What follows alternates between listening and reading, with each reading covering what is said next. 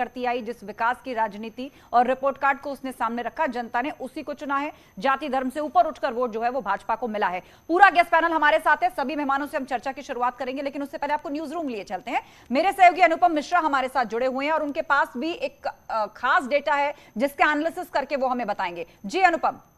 बिल्कुल आस्था, देखिए सबसे बड़ी बात यह है, कल से जब से रिजल्ट सामने आए हैं, कुछ लोग ये कह रहे हैं कि जाति का फैक्टर नहीं चला, कुछ लोग ये कह रहे हैं कि यादव लैंड में समाजवादी पार्टी को अच्छी परसेंटेज में वोट नहीं मिल पाया, जिसकी वजह से भारतीय जनता पार्टी को फायदा हुआ। कुछ लोग अलग अलग जातियों की बात कर रहे हैं, लेकिन दो बातों को समझना होगा। पहली चीज ये कि 2017 में समाजवादी पार्टी को 21.8% वोट मिले थे और भारतीय जनता पार्टी को 39% वोट मिले थे, जबकि अगर 2022 की बात करें तो भारतीय जनता पार्टी को 42% वोट मिले हैं और समाजवादी पार्टी को 32% वोट मिले हैं। अब इसके सिनॉप्सिस को समझेंगे और बीएसपी की भी स्ट्रेटेजी प्लानिंग को यहां पर हम समझाने की कोशिश करेंगे कि ये 2022 का कल जो रिजल्ट आया है, जनता का जनादेश आया है, वो है BJP plus 273, SP plus 125, Congress 2, अन्य 2 और बीएसपी 1।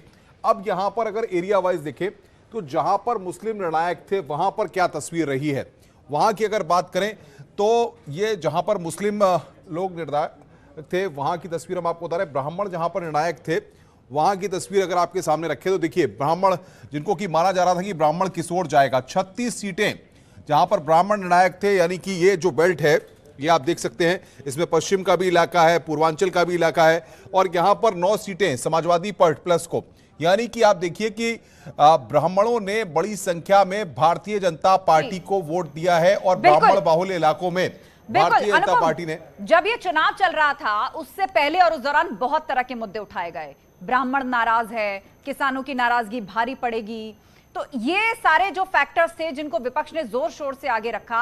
लेकिन अगर आप एक्चुअल चाहे वोट शेयर देखें या फिर सीट्स देखें उन इलाकों की जहां पर ये प्रभावित कर सकते थे या माना जा रहा था कारक होंगे, लेकिन वहां भी होता ऐसा नजर नहीं आया। पूरा गेस्ट पैनल हमारे साथ जुड़ा हुआ है।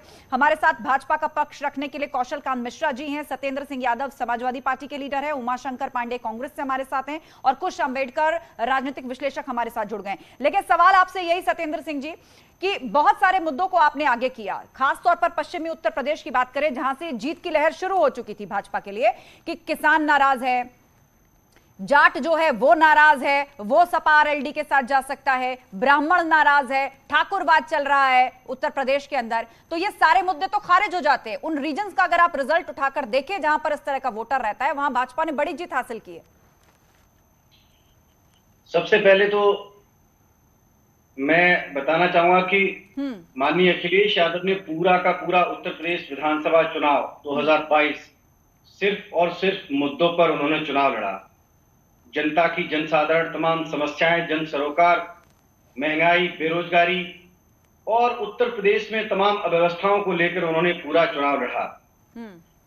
इसमें अगर आपको मैं थोड़ा पीछे ले जाना चाहूंगा, 2012 में हमने लगभग 29% वोट शेयर में सरकार बनाई।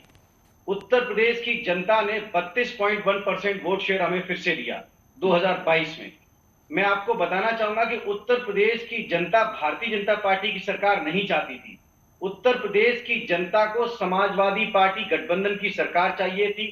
महंगाई पर काबू, बेरोजगारी पर बड़ी संख्या में लेकिन चर्चा तो यही है ना सत्येंद्र यादव जी, आप कह रहे हैं कि नहीं चाहिए थी ऐसी सरकार, पर अब नतीजे हमारे सामने ऐसा हो चुका है, जनता ने बीजेपी को वोट दिया है और 80 और 20 जिस फॉर्मूले को सबने अपनी अपनी तरह से इंटरप्रेट किया, आपने भी अपनी परिभाषा दी, योगी आदित्यनाथ जी ने भी अपनी परिभाषा दी, तो अब जातियों से ऊपर उठकर एकजुट होकर वोट भाजपा की तरफ जा चुका है और 100 से ज्यादा सीटें ऐसी थी जहां पर सपा और भाजपा के बीच में जो जीत हार का डिफरेंस था वो 1500 से लेकर 8000 से 10,000 तक था, मतलब बहुत क्लोज फाइट थी। तो क्या गलत, क्या गड़बड़ हुई जिसके कारण आप इतना पीछे रह गई? वोट शेयर आपका बढ़ा, सीटें आपकी बढ़ गई, लेकिन जीत हासिल आप नहीं कर पाए।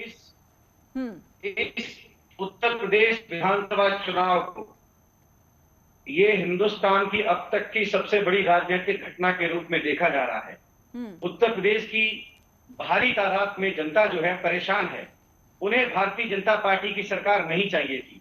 उन्हें हिंदू मुस्लिम में बांटने वाली सरकार नहीं चाहिए थी। मैं आपको बताना चाहता हूं कि सरकारी तंत्र का बड़े भारी तादाद में दुरुपयोग हुआ। पूरी सत्ता और सरकार ने, या केंद्र सरकार से लेकर राज्य सरकार तक बहुत बड़ी भारी तादाद में सरकारी तंत्र का दुरुपयोग हुआ। पोस्टल बैलेट में भी धांधली हुई। और जब इलेक्शन कमीशन, देखिए चीफ इलेक्शन कमीशन रूल करता है स्टेट इलेक्शन कमीशन को, स्टेट इलेक्शन कमीशन रूल करता है ऑल डीएम्स और जो डिस्ट्रिक्ट प्रशासन होता है। सीधी सी बात है कि डिस्ट्रिक्ट प्रशासन था, जो जिला निर्वाचन अधिकारी होता है, दो प्रेशर में था। एक तो ठीक है, आयोग की आप और अब भी दूसरी- गड़बड़ी का आरोप लगा रहे हैं। आप अब भी उस बयान पर कायम हैं जो आपने एग्जिट पोल्स को देखने के बाद दिया था। असल नतीजों के बाद भी आप यही कह रहे हैं कि दुरुपयोग हुआ है, धांधली हुई है, पोस्टल बैलेट से लेकर ईवीएम तक में। कौशल कांत मिश्रा जी, जवाब दीजिए, इस बात का असल नतीजा सामने है। एक तरफ तो यह कहा जा रहा है कि संघर्ष जारी रहेगा, वोट शेयर हमारा बढ़ा है, जिन्होंने हम पर भरोसा जताया, हमें वोट दिया, उनका बहुत बहुत धन्यवाद, लेकिन सरकारी मशीनरी, सरकारी तंत्र, सबका दुरुपयोग हुआ है। इलेक्शन चालू हुआ था तो अखिलेश जी का नारा होता था, नई हवा है नई सपा है।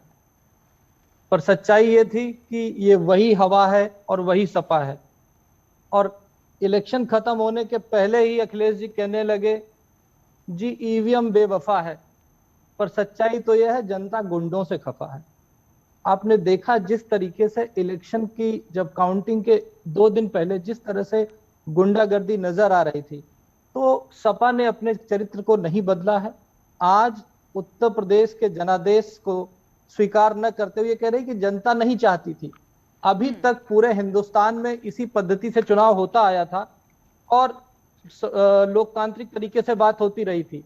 आज ये कह रहे हैं कि जी जनता नहीं चाहती थी। अगर जनता नहीं चाहती थी तो उत्तर प्रदेश को छोड़ दीजिए, पूरे हिंदुस्तान में 5 जगह, 5 स्टेट में इलेक्शन हुए, 5 में से 4 जगह भारतीय जनता पार्टी बहुमत से सरकार बना रही है। और पंजाब में जहां हमने अब पहली बार शुरुआत की है और जहां पर हमारा कोई अस्तित्व नहीं था, वहां पे एक अच्छी शुरुआत हुई है। तो विपक्ष का काम अब इन्हें ढंग से करना चाहिए, मिलजुल करके एक अच्छे विपक्ष की भूमिका अदा करें। अब इन्हें हार मान लेनी चाहिए, जनता के फैसले को सराखों पर रख करके अगली बार ये दोबारा अच्छी तरह से तैयारी करें, हमारी कमियों को बताते रहें। हम इनकी ठीक है, तो आप ये कहना चाहते हैं कि अब जो विपक्ष है वो कम से कम सकारात्मक विपक्ष की भूमिका निभाए और सरकार की कमियों को उजागर करना उसका काम है, जनता से जुड़े रहना और एक लोकतंत्र में, एक स्वस्थ लोकतंत्र में जो विपक्ष की भूमिका होनी चाहिए उस रोल में आए। रुक करेंगे उमाशंकर पांडे का, जो कांग्रेस से हमारे साथ जुड़े हुए हैं। उमाशंकर जी, आप लोगों ने बहुत बड़े दावे किए, महिलाओं पर आपने दांव लगाया, उन्हीं की लगातार आप बात करते रहे, लेकिन कांग्रेस पार्टी का प्रदर्शन अनुमान के अनुकूल नहीं आया।